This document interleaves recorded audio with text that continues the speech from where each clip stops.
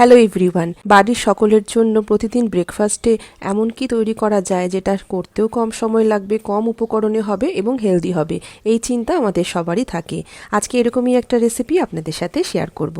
আজ করে দেখাবো সুজি দিয়ে তৈরি করে নেওয়া ঢোকলা। সঙ্গে থাকবে এর সাথে খাওয়ার জন্য একটা ডিলিশিয়াস বাদামের চাটনি। ট্র্যাডিশনালি আমরা যে ঢোকলা খেয়ে থাকি তার থেকে কিন্তু এটা খেতে অন্যরকম।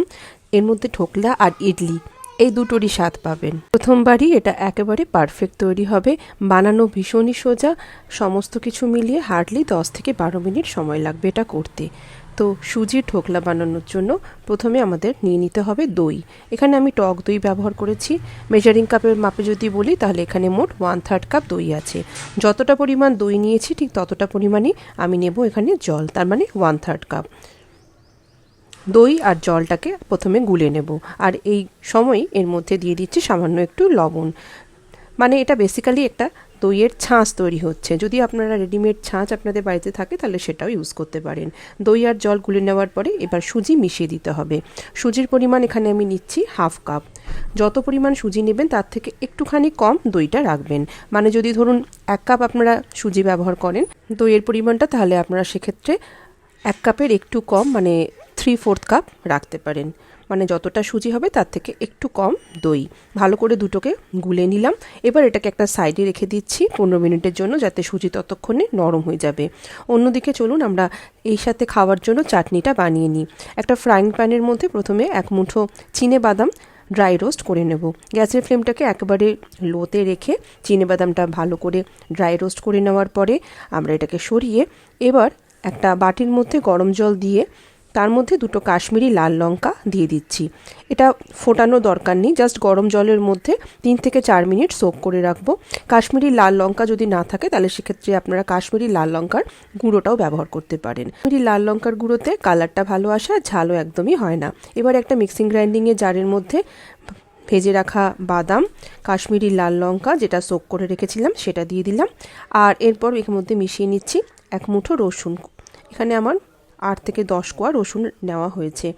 আর তার সাথে সামান্য একটু স্বাদ মতন লবণও মিশিয়ে দিচ্ছি। দিয়ে দিচ্ছি সামান্য একটু চিনি আর 1 চামচের মতন টক দই। এখন সামান্য একটু জল দিয়ে এর একটা পেস্ট বানিয়ে নেব। এইভাবে আমরা খুব সহজে বাদামের এই চাটনিটা বানিয়ে নিতে পারি। এটা খেতে ভীষণ ভীষণ ভালো লাগে, আর এই সুজির ঢোকলার সাথে তো দারুণ লাগে। যদি মনে হয় এটা একটু বেশি ঘন হয়ে গেছে তাহলে সামান্য একটু জল দিয়ে এর কনসিস্টেন্সিটা অ্যাডজাস্ট করে নিতে পারেন। গ্যাসের মধ্যে কড়াই নিয়ে তার মধ্যে একটা স্ট্যান্ড রেখে দিয়ে দেবো জল। যদি আপনাদের কাছে স্টিমার থাকে তাহলে তো খুবই ভালো, স্টিমারে করবেন। আমার কাছে স্টিমার নেই, তাই আমি এইভাবে ঢোকলাটাকে স্টিম করে নেব। কড়াইয়ের মধ্যে জল দিয়ে স্ট্যান্ড বসিয়ে ঢাকা দিয়ে জলটাকে ফুটতে দেব। অন্যদিকে ঢোকলা বানাবার জন্য আমি এখানে নিয়ে নিয়েছি একটা কানা উঁচু থালা। এরকম একটা কানা উঁচু মানে যার সাইডটা একটু উঁচু এরকম থালাই নেবেন।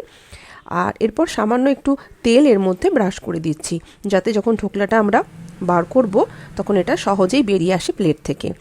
এবার সুজিটা দেখে নিই, প্রায় 10 মিনিটের মতো এটাকে রেস্টিং টাইম দিয়েছিলাম। এবার আমরা ফাইনাল কিছু প্রিপারেশন করে নিই। সামান্য একটু আদা এর উপরে গ্রেট করে দিয়ে দিচ্ছি। এরপর এর মধ্যে দিয়ে দিচ্ছি 1 থেকে 2 চামচের মতন সাদা তেল।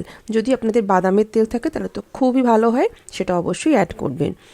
এবার একটু মিশিয়ে নিচ্ছি সমস্ত জিনিসগুলো একসাথে। এই সময় লবণও চেক করে নেবেন ঠিকঠাক হয়েছে কিনা। এখানে আমি নিয়ে নিয়েছি একটা ইনোর স্যাশে, তার হাফ স্যাশে আমরা এখানে দিচ্ছি। যদি আপনারা পুরো 1 কাপ সুজি দিয়ে ঢোকলা বানান তাহলে পুরো স্যাশেটাই আপনাদের ইউজ হয়ে যাবে। যদি ইনো না থাকে সেক্ষেত্রে আপনারা খাবার সোডাও ইউজ করতে পারেন। খাবার সোডা পরিমাণটাও ইনোর পরিমাণের মতোই রাখবেন। ইনো দেওয়ার পরে কিন্তু এটাকে আর বেশিক্ষণ রেস্টিং টাইম দেওয়া যাবে না, কারণ ইনো যত সময় রেখে দেবেন ইনো কিন্তু ডিঅ্যাক্টিভেট হয়ে যাবে। দেখুন ইনো দেওয়ার পরে এর পরিমাণটাও কতটা বেড়ে গেছে, ফুলে গেছে, এর মধ্যে প্রচুর বাবলস তৈরি হচ্ছে। এবার ঝটপট যে প্লেটটা আমরা রেডি করে রেখেছিলাম ঢোকলা বানাবার জন্য সেই প্লেটের মধ্যে এটিকে ছড়িয়ে দেব। সমস্ত ব্যাটারটাকে আমরা প্লেটের মধ্যে শিফট করে এবার এটাকে স্টিমে পাঠিয়ে দেবো। স্টিমে দেওয়ার আগে উপর থেকে সামান্য একটু ছড়িয়ে দেবো এর মধ্যে লাল লঙ্কার গুঁড়ো, মানে কাশ্মীরি লাল লঙ্কার গুঁড়ো, আর একটু গোলমরিচের গুঁড়ো, যেটা দেখতেও ভালো হবে আর খেতেও সুন্দর লাগবে। এখন এই ঢোকলাটাকে আমরা স্টিম করার জন্য বসিয়ে দিচ্ছি। খুব সাবধানে প্লেটটাকে বসিয়ে ঢাকা দিয়ে গ্যাসের ফ্লেমটাকে লোতে রেখেই 10 মিনিট এটাকে স্টিম করে নেব। 10 মিনিট দিলেই এনাফ। 10 মিনিটের মধ্যে পুরোপুরি ঢোকলা রেডি হয়ে যাবে। 10 মিনিট পরে ফিরে এসেছি। দেখুন দেখতে কতটা ভালো হয়েছে আমাদের ঢোকলা। এবার এটাকে তুলে নিচ্ছি। এখন এই ঢোকলার মধ্যে আমাদের একটা তড়কা লাগাতে হবে। তো তার জন্য আমরা একটা ছোট তড়কা প্যানের মধ্যে সামান্য একটু সাদা তেল নিয়ে নিচ্ছি, দিয়ে দিচ্ছি রাই বা ছোট দানার কালো সর্ষে, একটু সাদা তিল, সামান্য কিছু কাঁচা লঙ্কা কুচি আর কারি পাতা। এবার এটাকে আমরা ঢোকলার উপরে ছোঁক বা তড়কা লাগিয়ে দিচ্ছি। একটু ব্রাশ দিয়ে এটাকে চারদিকে ছড়িয়ে দিচ্ছি। যদি ছোটদের জন্য করেন তাহলে লঙ্কাটা অবশ্যই অ্যাভয়েড করতে পারেন। ব্যাস হয়ে গেল। এবারে পিস পিস করে কেটে আমরা সার্ভ করে নেব। দেখুন দেখতে কতটা সুন্দর হয়েছে। এটা খেতে একদম ঢোকলা অথবা ইডলি এই 2 রকমের স্বাদই কিন্তু পেয়ে যাবেন এই সুজির এই ঢোকলাতে। আর এগুলো একটু পাতলা পাতলা করে করলেই খুব বেশি ভালো লাগে, খেতে ভীষণ ভালো হয়। এবারে পিনাটের যে চাটনিটা বানিয়েছিলাম সেটার সাথে আমাদের ঢোকলাটাকে সার্ভ করে নেব। তো বন্ধুরা, আজকের এই রেসিপি যদি ভালো লাগে তাহলে অবশ্যই আপনারা কিন্তু বাড়িতে এরকমভাবে ঢোকলা ট্রাই করতে পারেন। দেখুন কতটা সফট এটা তৈরি হয় আর কত সুন্দর একটা জালিও এসছে এই ঢোকলার মধ্যে। তো আমার রেসিপি যদি ভালো লেগে থাকে তাহলে অবশ্যই এটিকে লাইক, কমেন্ট, শেয়ার করে আর আমার চ্যানেলটিকে সাবস্ক্রাইব করে আমার পাশে থাকবেন। ফেসবুক থেকে দেখলে পেজটিকে ফলো করে নেওয়ার অনুরোধ থাকলো। সবাই ভালো থাকুন, সুস্থ থাকুন, নমস্কার।